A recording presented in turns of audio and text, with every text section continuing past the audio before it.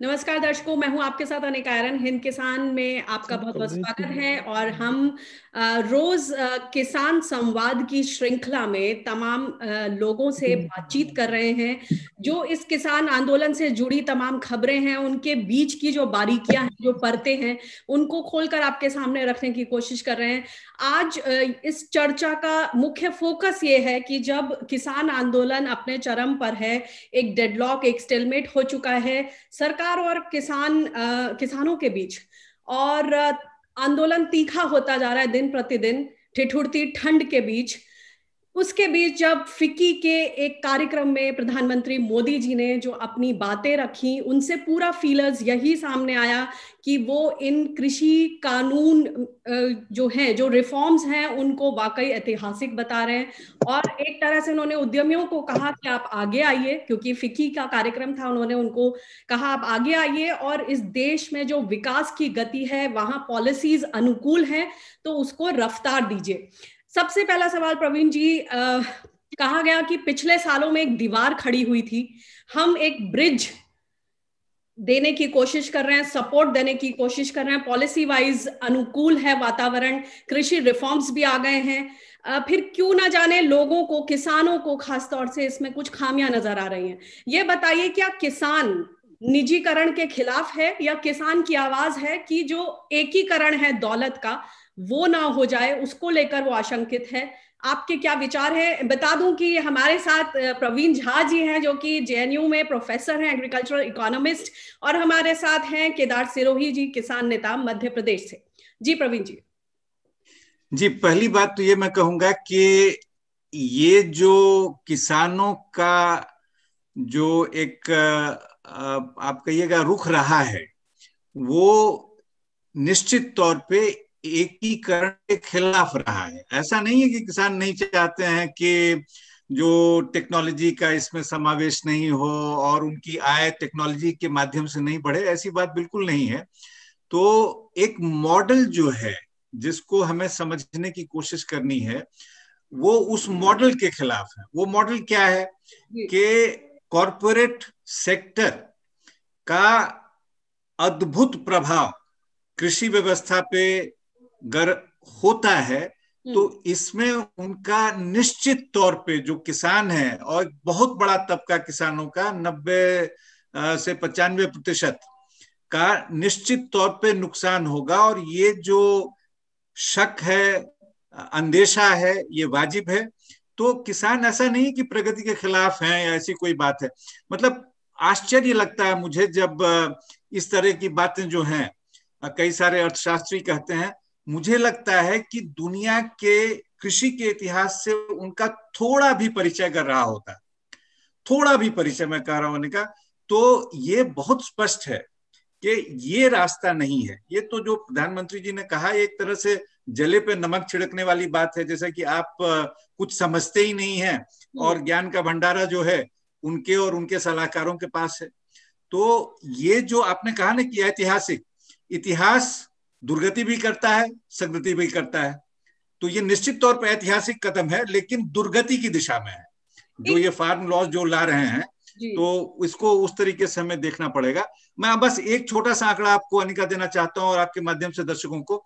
आप देखिए, यूएस जो सबसे समृद्ध देश है, वहां पे 2018 का बजट आप देखेंगे तो तकरीबन $200 बिलियन जो है 3 मिलियन किसानों के लिए, यानी कि प्रति किसान $45,000 की आप बात कर रहे हैं उस वर्ष में, जो उसका प्रावधान किया गया उनको सपोर्ट करने के लिए। क्योंकि मॉडल वहां पे कॉर्पोरेट सेक्टर का है। जब कॉर्पोरेट सेक्टर का होता है तो आपकी जो स्थिति होती है इतनी चरमरा जाती है, तो जो एक सपोर्ट सिस्टम, और वहां पे बहुत पुख्ता सपोर्ट सिस्टम है, क्योंकि उनके पास राशि है और इसके बिना वो कुछ कर नहीं सकते हैं। तो $45,000 की मैं बात कर रहा हूं किसानों को, प्रति किसान को उस लेवल का सपोर्ट मिलता है। यूरोप में देख लीजिए, एक गाय पे जितना उनको सपोर्ट मिलता है, मतलब कहते हैं ना कि सब्सिडी ऑन काउ, वहां पे हमें हम वो गोरक्षक हैं और इस तरह की बातें करते हैं। तो वो जो है हमारे किसान की आय से, वार्षिक आय से ज्यादा है। तो आप दुनिया भर का देखिए, जहां पे कॉर्पोरेट सेक्टर ड्रिवन मॉडल है, या तो आप उनको फिर सपोर्ट करें, प्राइस सपोर्ट, इनकम सपोर्ट कुछ करें, वहां पे इनकम सपोर्ट है।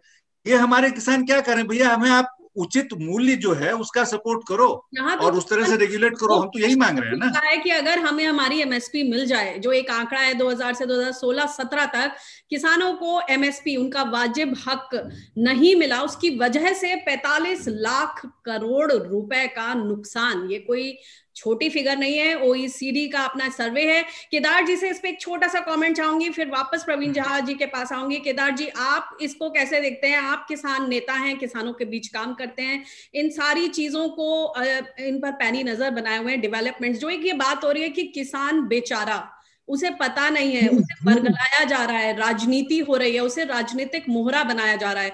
आप पढ़े लिखे हैं, एमएससी एग्रीकल्चर हैं, बाकी आगे आपने बहुत सी कंपनियों में काम भी किया है, इसलिए आपसे ये प्रश्न कि क्या किसान निजीकरण के खिलाफ है या दौलत के एकीकरण के खिलाफ?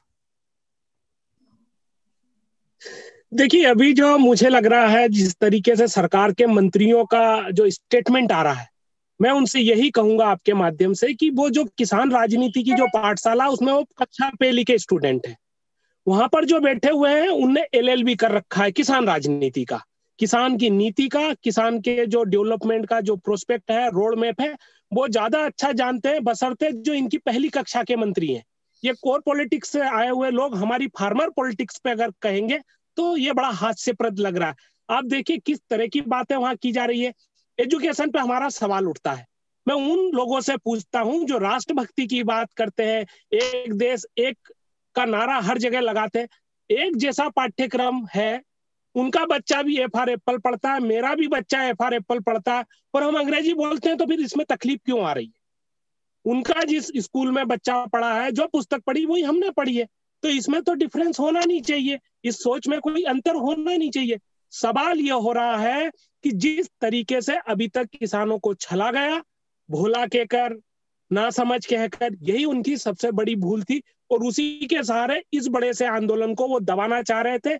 ये जो सरकार है, इसको पता है कि इस देश का विश्व गुरु बनने का जो कारण था वो कृषि था। पिछले सालों में जो डेवलपमेंट हुआ उसके पीछे जो राज है वो कृषि है। आप बताइए, 2000 से 2016 तक 45 लाख करोड़ का घाटा खाने के बाद भी खेती सर्वाइव है। मतलब ये मॉडल बहुत ही अच्छा है। जहां सब है इसमें इकोनॉमिक्स के प्रोफेसर हमारे साथ। बताना चाहूंगी कि क्या किसान निजीकरण के खिलाफ है या दौलत की एकीकरण के खिलाफ? हैव्स एंड हैव नॉट्स का जो जो वाइड गैप है, जिसको लेकर पूरी दुनिया में चिंता है। और अगर हम इतिहास में जाएं तो रशियन रेवोल्यूशन का भी आधार यही था। एक तरफ रशिया था जहां इंडस्ट्रियलाइजेशन की कमी थी, और जर्मनी और फ्रांस में इंडस्ट्रियलाइज्ड वो हो चुके थे, यहाँ खेती ज्यादा महत्व दिया जाता था। किस तरह से उन्होंने कदम फूंक फूंक कर अपने आप को इंडस्ट्रियलाइज किया और खेती को भी आगे बढ़ाया। कुछ उस तरह से ही मॉडल भारत ने अपनाया, एक मिक्स्ड इकोनॉमी का, बड़ा सोच समझकर उस पर चले थे। तो अभी आपको क्या लगता है, जो ये मॉडल सामने रखा जा रहा है कैपिटलिस्ट इकोनॉमी का, आपको लगता है कि किसान उस दिशा में, उस राह पर चलने में डर रहा है? क्यों? क्योंकि उसको लग रहा है कि दौलत सिर्फ एक ही तरफ कॉन्सेंट्रेट हो जाएगी। संक्षिप्त में मैं फिर प्रवीण झा जी के पास जाना चाहूंगी। बिल्कुल, इतिहास गवाह, हम लोग दौलत के एकीकरण के खिलाफ रहे। यही ब्रिटिश हुकूमत का काम था। ब्रिटिश में गई, वो साम्राज्य गया। अभी आज देख लीजिए, दो लोगों के हाथ में पूरा संसाधन देश का देने की चल रही है। अगर ये दो लोगों के हाथ में चला गया, न तो हमारी जमीन बचेगी, न जंगल बचेंगे, न जल बचेंगे, न संसाधन बचेंगे। इस चीज की किसानों को चिंता। निजीकरण के खिलाफ किसान नहीं है। बैंक में जा रहा है, ट्रैक्टर निजी कंपनियों से ले रहा है, बिजली ले रहा है, तमाम जगह बीज खाद सब निजीकरण से ले रहा है, उसमें उसको कोई तकलीफ नहीं। ये जो सीधा का सीधा हजारों लाखों एकड़ जमीनें उनके नाम पे होने वाली है, खेती एक तरफ जाने वाली, पूरा देश का इंडस्ट्री तो उनके हाथ में चला गया। एक खेती बचा था वो भी चला जाए, इसके खिलाफ बिल्कुल है किसान। प्रवीण जी, एक और बात बताएं कि बार बार ये सवाल आ रहा है, जो कंज्यूमर के पॉइंट ऑफ व्यू से, जो हमारे आसपास जो हमारे मित्र हैं, जो शहरों में लोग रहते हैं, उनको लग रहा है कि एक सिंपल सा फॉर्मूला होता है डिमांड एंड सप्लाई का, कंपटीशन होता है, तो फिर जो प्राइस डिस्कवरी होती है उसमें दिक्कत क्या है? इसमें किसान जो है उस दिशा में, उस राह पर चलने में इतना संकोच क्यों कर रहा है? इससे तो प्राइस डिस्कवरी होगी, लोगों को बेहतर दाम मिलेंगे। एक सिंपल सा जो फॉर्मूला सदियों से चला आ रहा है वो एग्रीकल्चर पर भी थोपा जा रहा है एक तरीके से। आपको लगता है इस पे यही मैं कहने का प्रयास कर रहा था इसके पहले भी जो प्रश्न पूछा आपने उसमें। कृषि में जो है प्राइस डिस्कवरी करके आप कृषि का कल्याण नहीं कर सकते हैं, नहीं कंज्यूमर्स का कल्याण कर सकते हैं। ये भी ध्यान देने वाली बात है।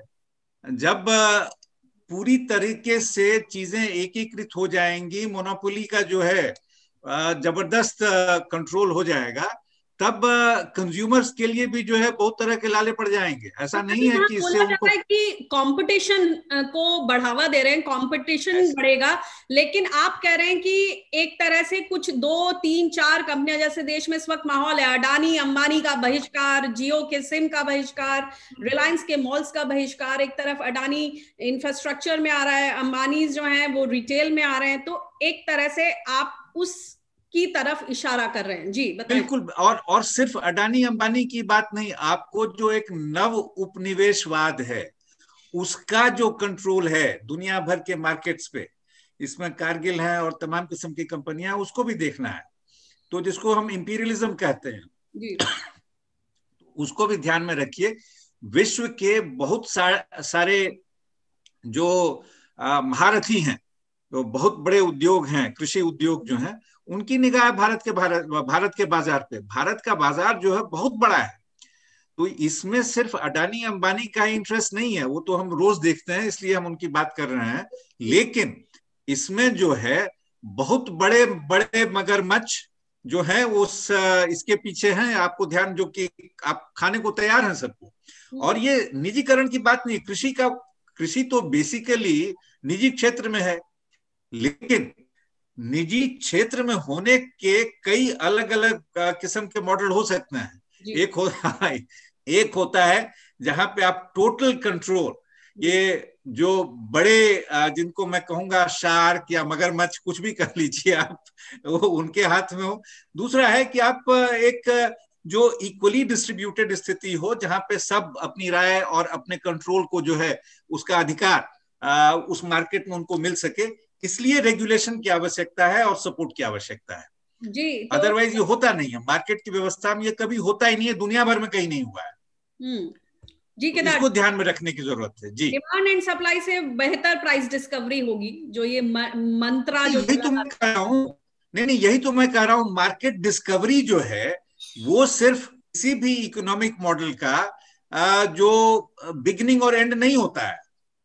प्राइस डिस्कवरी किस वजह से, उसका क्या कारण। देखिए, एक बात मैं आपको बताऊं, दुनिया में अभी प्रोडक्शन इतना है कि अब कुछ भी प्रोड्यूस करने को एडिशनल प्रोडक्शन की जरूरत ही नहीं है। तो आप क्या रोक देंगे प्रोडक्शन? ये लोग कहां जाएंगे? इनको आप कहां प्रशांत महासागर में भेजिएगा या हिंद महासागर में भेजिएगा? कहां पे इनके लिए काम है, कहां पे रोजगार है, कहां पे संभावनाएं हैं? तो हमें ये सोचना है कि एक बैलेंस्ड इकोनॉमिक डेवलपमेंट का मॉडल क्या हो सकता है, उस सबको ध्यान में रखने वाली बात है। ये जो शहरी बाबू लोग जो हैं, इनको पता नहीं है किस दुनिया में रहते हैं। ये कहना कि ठीक है वो प्राइस डिस्कवरी हो जाएगी, इससे जो है फिर इकोनॉमी को बड़ी जबरदस्त ताकत मिल जाएगी। अरे भैया, कहां से ताकत मिलेगी? वो कीमत जो है और नीचे गिरती जाएगी, और आपका जो पूरा का पूरा इकोनॉमिक मॉडल है अगर बैठ जाएगा तो क्या करेंगे फिर आप उसके बाद? जी, एक और बात केदार जी, इसी कॉन्टेक्स्ट में प्रधानमंत्री जी के पास एक बार फिर से आना चाहती हूँ। उन्होंने बोला लोकल के लिए वोकल होने की जरूरत है, भारत को आत्मनिर्भर बनाने की जरूरत है। उन्होंने एक फीलर भी दिया कि जो कॉन्फिडेंट होते हैं या जो लोग कॉन्फिडेंट होते हैं, तो जो बाहर से जो कंपटीशन आ रहा होता है तो इनसिक्योर नहीं होते। ये जो उन्होंने लाइन कही, स्टेटमेंट कहा, आप इसको, इस वक्त जो देश में माहौल है किसान आंदोलन का, आप इसको कैसे समझते हैं कि जो लोग कॉन्फिडेंट होते हैं वो डरते नहीं है कंपटीशन से? तो यहाँ क्या किसानों पर बोला जा रहा है कि उन्हें कॉन्फिडेंट होना चाहिए और बाहर से जो कंपटीशन आ रहा है या जो हालात बन रहे हैं उसमें उसका डटकर मुकाबला करना चाहिए? आप इसको कैसे देखेंगे? देखिए, मैं तो इसको, अगर उनने किसानों पर कहा है तो मोदी जी को वापस पुस्तकें पढ़नी चाहिए। वो कहाँ तक पढ़े उस पर अभी मैं सवाल नहीं उठाऊंगा। कर दूं, उन्होंने एक मिनट में यहाँ क्लैरिफाई कर दूं, उन्होंने किसानों को एज सच नहीं बोला है। उनका यही स्टेटमेंट था कि जो कॉन्फिडेंट होते हैं वो दूसरों को जगह देने से डरते नहीं। जी देखिए, भारत का जो किसान है उससे बड़ा कॉन्फिडेंट कोई भी वर्ल्ड में नहीं हो सकता। इतनी प्रकृति की मार, खेती को जुआ कहते हैं हमारे यहाँ, आपने सुना ही होगा, हर जगह हमारे यहाँ लिखा हुआ है। तो हम प्रकृति की मार, बोने के बाद में कटने तक कई तरह की प्रॉब्लम्स आती है, उसका हम डटकर सामना करते हैं। अगर भारतीय किसान कॉन्फिडेंट नहीं होता तो इतनी विषम परिस्थितियों में क्रॉप का प्रोडक्शन नहीं ले सकता। तो अगर मोदी जी का किसानों को, तो वो तो ये कहना भी नहीं चाहिए, क्योंकि भारत का जो किसान है हाईली कॉन्फिडेंट है, कंपटीशन के लिए कंधे से कंधा मिलाकर लड़ने के लिए तैयार है। तभी तो हम विश्व गुरु थे। ये आज की हमारी तासीर नहीं है जी, ये तासीर हमारी सदियों से है। तो हम लोग कॉन्फिडेंट हैं, परंतु कंपटीशन फेयर होना चाहिए।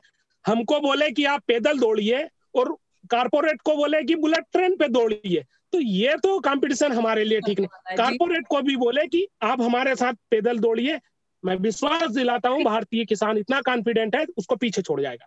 यानी कि हम जो ईज ऑफ डूइंग बिजनेस का जो माहौल तैयार किया है, वो ईज ऑफ डूइंग बिजनेस जो किसान है, जो खेती का मुख्य हीरो है, मुझे कहना चाहिए, उसके लिए भी उतना ही ईज ऑफ डूइंग बिजनेस होना चाहिए। एक आखिरी सवाल प्रवीण जी, प्रधानमंत्री जी ने यह भी बोला कि एक मंत्र है जिसको हमें फॉलो करना है, मेरा मन उत्तम संकल्प वाला हो। अब मुझे, जब मैंने ये सुना तो मुझे लगा कि अगर इस संकल्प ले लिया, जो इस वक्त के हालात है, एक तरफ सरकार है, एक तरफ किसान है, मेरा मन उत्तम संकल्प वाला हो, तो अगर इस स्थिति में क्या होगा? ये तो फिर डेडलॉक, मतलब किसान ने ही अगर संकल्प ले लिया, जो ले लिया है इस वक्त, कि हम अपनी लड़ाई लड़के ही वापस जाएंगे, तीनों कृषि कानून को वापस करके जाएंगे, एमएसपी की गारंटी लेकर जाएंगे, और इधर सरकार का भी जब ये उन्होंने मंत्र दिया है, तो मैं इसको इस वाले हालात में डालकर देख रही हूँ कि मेरा मन उत्तम संकल्प वाला हो, तो आगे की आप क्या रास्ता देखते हैं इस वक्त? जी देखिए, वर्तमान संदर्भ में एक ही उत्तम संकल्प है जो किसानों का संकल्प है, और कहीं कोई उत्तम संकल्प नहीं है। तो इस तरीके से जो जितने मंत्री और तमाम किस्म के जो सहयोगी लोग हैं, उनका क्या संकल्प है मैं नहीं जानता हूं। जानता हूं लेकिन नहीं जानता हूं, मैं इसलिए कह रहा हूं क्योंकि वो किसी और भाषा का इस्तेमाल करते हैं। सीधी सी बात है, मोदी जी 2011 में जो आपने खुद कहा था जी, जो आप वही कह दीजिए, वो कह दीजिए कि ठीक है। एमएसपी दर्शकों को कि मोदी जी ने जब वो गुजरात में मुख्यमंत्री थे तो उन्होंने खुद मनमोहन जी को चिट्ठी लिखकर बोला था कि एमएसपी की गारंटी होनी चाहिए, उसे बाध्यकारी बनाना है। जी बोलें। हाँ, वो ले लीजिए। उसके अलावा जो दिवंगत सुषमा जी ने, दिवंगत अरुण जी ने पार्लियामेंट में कहा था, वही कह दीजिए। वही कह दीजिए कि भैया जो प्लेइंग फील्ड है ये बहुत ही अनइवन हो जाएगा अगर आप, हाँ वो जो कहते हैं वो नहीं हो सकता है, जो बात केदार जी कह रहे थे। अभी कंपटीशन के लिए जो आपको तो कम से कम प्लेइंग फील्ड को ऐसा बनाना होगा, नियम कानून हर तरीके से, तो मैं ये कहना चाहूंगी कि डिमांड एंड सप्लाई का जो मंत्र है वो वहां लागू होता है जहां लेवल प्लेइंग फील्ड हो। बिल्कुल, ये एक अपने आप में उस मंत्र की बारीकी है। जी बिल्कुल। तो जब तक वो स्थिति नहीं हो तो ये जो डिमांड सप्लाई की बात, प्राइस डिस्कवरी की बात जो है, ये एक मुखौटा होता है अनइक्वल पावर रिलेशंस को हाइड करने के लिए। किसान क्या कर रहे हैं कि भैया हमें जो एक अनइक्वल जो एक पावर रिलेशन है, हम उसमें नहीं जाना चाहते हैं। सीधी सी बात है। इसके लिए मैं, केदार जी ने बहुत सही बात कही, इसके लिए जो है आप अपने तमाम अमला जमला को, मंत्रियों को कृषि की पहली कक्षा में भेज दीजिए। ये वहां की समझ है, उससे ज्यादा की समझ नहीं है, वहां से वो शुरू करें। सार जो है तोड़ है कि लेवल प्लेइंग फील्ड दीजिए, तो किसान सबसे पहले होगा इस जो ये रिफॉर्म्स की जो दिशा, जो डगर सुझाई गई है। संक्षिप्त में केदार जी आखिरी कमेंट। जी देखिए, जो बात निकल के आई है प्राइस डिस्कवरी की और मार्केट और ये अपॉर्चुनिटी, हमारे यहाँ कमोडिटी एक्सचेंजेस जो है वो 2000 से ये काम लिखते आए, आप उसमें देख लीजिए 0%, 0.01% डिलीवरी हो रही है। वो मार्केट पहले मंडियों से चलते थे, फ्यूचर मार्केट, आजकल फ्यूचर मार्केट से मंडियां चल रही है। बड़े लेवल पे नुकसान हुआ, जिसको आज की भाषा में हम डब्बा बाजार कहते हैं। उसका प्रेजेंटेशन आप देखेंगे तो price discovery, real time price information, ऐसे अच्छे अच्छे वर्ड लिखे, पर उसका देश के किसानों को कोई फायदा नहीं हुआ। इसी तरह की बातें ये की जा रही है। किसान बहुत सही है, समझदार है, उसको मालूम है कि उसके लिए बेसिक नीड्स क्या है। उन चीजों पर बात नहीं होते हुए बहुत लंबी दूर की जा रही है। और अंत में कहूंगा मैं छोटा सा एक लाइन, कि मोदी सरकार को 1-2 साल में कुछ ऐसा नया जुमला या नया नारा देने की एक सोच बन चुकी है। वो पुराने को भूलती जा रही है, नया एक देके किसानों को मूल मुद्दों से हटाकर नए मुद्दे पर खड़ा कर रही है। बस जी, बहुत बहुत शुक्रिया इस चर्चा के लिए। तो मोदी जी का जो नारा है, सबका साथ सबका विश्वास, उसको और ज्यादा चरितार्थ करना पड़ेगा शायद, क्योंकि जो विश्वास है वो कहीं ना कहीं डावाडोल हुआ है, तभी इस तरह की स्थिति बनी है। और जो नए नए मॉडल्स की हम बात कर रहे हैं, हमारा देश भी, हमारा किसान भी प्रगति की राह पर आगे बढ़ने को तत्पर है, बशर्ते कि उसे लेवल प्लेइंग फील्ड दिया जाए। और जो नीतियां हैं उनमें, जैसे कि खुद मोदी जी ने बोला कि नीतियों में नियत हो। बहुत बहुत शुक्रिया इस चर्चा में हमारे साथ शामिल होने के लिए। नमस्कार।